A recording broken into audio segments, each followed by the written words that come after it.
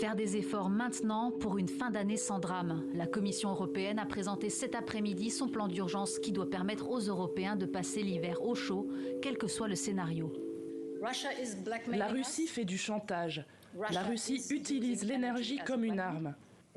Nous demandons aux États membres de réduire de 15% leur consommation de gaz. Et avec cette réduction, nous pouvons passer un hiver en toute sécurité, même en cas d'interruption totale de gaz. Réduire la consommation européenne de gaz de 15% d'août 2022 à mars 2023, c'est économiser 45 milliards de mètres cubes. Un chiffre basé sur la consommation moyenne des 27 États membres de 2016 à 2021.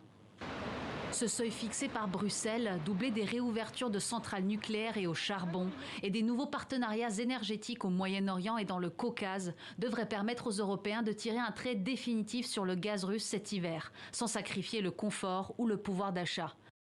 Une stratégie tardive mais nécessaire selon ce chercheur. En réalité, le marché ne peut pas remplacer totalement l'apport du gaz russe. On a pour la première fois intégré des scénarios qui prennent en compte le fait que l'on aura potentiellement plus de gaz à partir de demain. Donc, cette épée de Damoclès qu'on a au-dessus de la tête, elle est de plus en plus perçue comme étant une véritable menace par les États membres et ils vont agir en conséquence. Une sobriété nécessaire qui ne fait pourtant pas l'unanimité. Selon l'association patronale européenne Business Europe, les réductions de production auraient des effets économiques désastreux et un impact irréversible sur les entreprises.